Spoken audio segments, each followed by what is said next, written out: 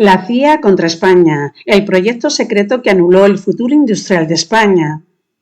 En los años 60 España diseñaba su propio caza supersónico y casi consigue la bomba atómica, pero un socio de confianza se encargó de que nada de eso saliera adelante. Bienvenidos a Articultura. Hoy desenterramos la compleja operación de la CIA para robar la tecnología española, sabotear nuestra industria aeronáutica y condenarnos a la dependencia perpetua. Todo con el visto bueno de los gobiernos de entonces. Si crees que España no pudo tener su propio F-16 o su bomba atómica por falta de talento, te equivocas. La única falta fue la de un aliado dispuesto a vender nuestra soberanía por 4 bases militares.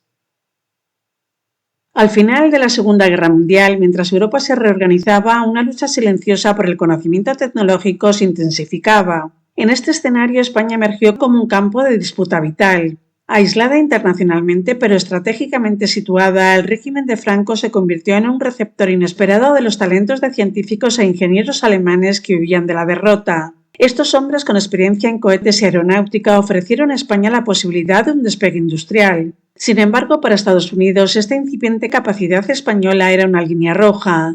Los archivos desclasificados de la CIA y los trabajos de investigadores como Alfredo Grimaldos revelan cómo los servicios de inteligencia estadounidenses no se limitaron a observar. Intervinieron activamente para que España no se convirtiera en un competidor tecnológico. Este vídeo explora los principales frentes de esta guerra fría tecnológica, el reclutamiento de mentes alemanas, el control del programa nuclear español y el sabotaje de su industria aeronáutica. El resultado fue una condena a la dependencia tecnológica de Occidente, una sombra que se ha alargado hasta nuestros días. El punto de partida de esta relación asimétrica fueron los Pactos de Madrid de 1953, una serie de acuerdos entre Estados Unidos y España. Para Washington el objetivo era claro, asegurar su influencia en el Mediterráneo y controlar los estrechos. Para el franquismo los acuerdos supusieron un respiro financiero y diplomático crucial para romper su aislamiento. Pero el precio de la ayuda fue la subordinación en materia de defensa. España permitió instalaciones de bases militares estadounidenses en Rota, Torrejón, Morón y Zaragoza. A cambio recibió material militar y económico, pero quedó atada a un sistema de suministros y tecnología que condicionaba su desarrollo a la voluntad de Washington. Cualquier intento de emancipación tecnológica era visto con recelo por los Estados Unidos, que vigilaban de cerca la evolución de la industria española. Tras la guerra, la operación Paperclip se convirtió en el mecanismo estrella de Estados Unidos para hacerse con los científicos nazis, llevándose a más de 1.600 a trabajar en sus programas de cohetes y tecnología avanzada. Sin embargo, un buen número de estos especialistas alemanes, conocidos como los desechos de la Paperclip, no fueron a parar a Estados Unidos. Muchos recalaron en España, atraídos por el régimen franquista. Ingenieros aeronáuticos, expertos en propulsión a reacción y misiles, encontraron trabajo en empresas como Hispanoaviación. Fue gracias a ellos que España pudo diseñar su primer reactor militar, el Hispano Aviación HA-200 Saeta, un avión a reacción completamente autóctono, o desarrollar el prometedor prototipo de caza supersónico HA-300 y misiles tierra-aire. La inteligencia estadounidense siguió de cerca estos proyectos. La presencia de estos técnicos en España era un foco de atención por el temor a que sus conocimientos pudieran ser transferidos a potencias hostiles o simplemente porque convirtieran a España en un competidor no deseado. La CIA veía en aquellos científicos a nazis que podían dar a Franco la industria que Estados Unidos no le permitía tener.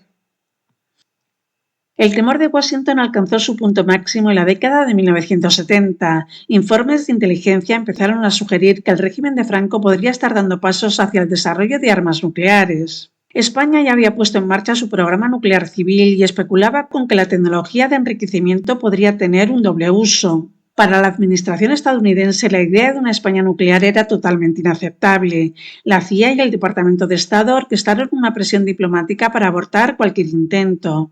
Se multiplicaron las inspecciones a las instalaciones españolas, se cooptó a científicos y se presionó a los aliados europeos para que no suministraran tecnología de doble uso. El Tratado de No Proliferación Nuclear fue una herramienta clave en esta estrategia. Aunque España lo ratificó en 1987, el camino hacia una firma fue lento. El retraso no fue casual. Washington ejerció una intensa presión para que Madrid renunciara a su capacidad de enriquecimiento, garantizando así su papel hegemónico en el ámbito nuclear a nivel mundial y manteniendo a España como un eterno cliente tecnológico. El campo de batalla más visible de esta guerra tecnológica fue la industria aeronáutica. Tras el éxito del reactor HA-200, España se embarcó en un proyecto mucho más ambicioso, el caza supersónico HA-300, diseñado para ser el orgullo de la Fuerza Aérea Española. Fue entonces cuando la maquinaria de inteligencia estadounidense se puso en marcha utilizando una variada caja de herramientas de sabotaje. En primer lugar, bloqueo de suministros. La CIA presionó a las empresas extranjeras para que no vendieran componentes críticos a Hispanoaviación. Sin motores adecuados, el proyecto no podía avanzar. En segundo lugar, la cooptación de ingenieros. Los técnicos alemanes eran objeto de atención y se ofrecieron suculentos contratos para que trabajaran en empresas estadounidenses o se desvincularan del programa español. Y en tercer lugar, la desinformación. Se filtraron informes técnicos que cuestionaban la viabilidad del proyecto y se utilizaron los círculos académicos para desacreditar la iniciativa española. El resultado de esta presión constante fue demoledor. En 1974 el proyecto HA-300 fue oficialmente archivado. Las alas de la industria aeronáutica española se truncaron para siempre. Se pasó de soñar con aviones de diseño propio a ensamblar bajo licencia modelos estadounidenses, condenando a España a la categoría de socio menor en el mercado aeroespacial mundial. Su sueño de ser una potencia se diluyó en las oficinas de Langley.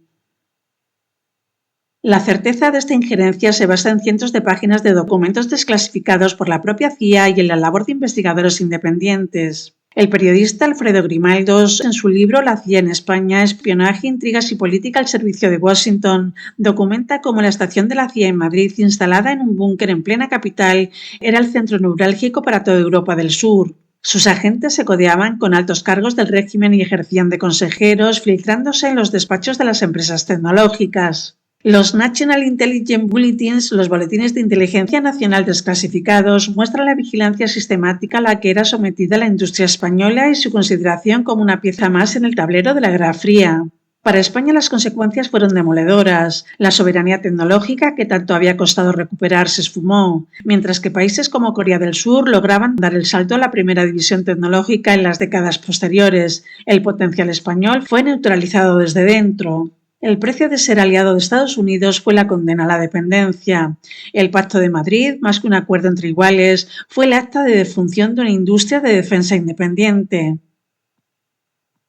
La historia de la injerencia de Estados Unidos en la tecnología española tras la Guerra Fría, pues, no es un eco lejano. Sus consecuencias se sienten hoy. Explica por qué España es líder en energías renovables pero importa la mayoría de sus componentes, o por qué su industria aeronáutica es un centro de ensamblaje y no un diseñador de motores. El legado de esta desconfianza es una herida abierta en la conciencia tecnológica del país, una sensación de que el potencial se quedó por el camino, bloqueado no por la falta de capacidad, sino por la realpolitik de un aliado poderoso. La próxima vez que se hable de soberanía tecnológica, recordemos los nombres de los científicos que se fueron, los aviones que no volaron y la bomba que nunca existió. Su ausencia es el testimonio más elocuente de aquella Guerra Fría, que en los despachos de Langley sí se libró y se ganó. Esta es la historia de cómo un país fue espiado, manipulado y finalmente desposeído de su futuro tecnológico, una lección de geopolítica que, para bien o para mal, sigue definiendo nuestra posición en el mundo.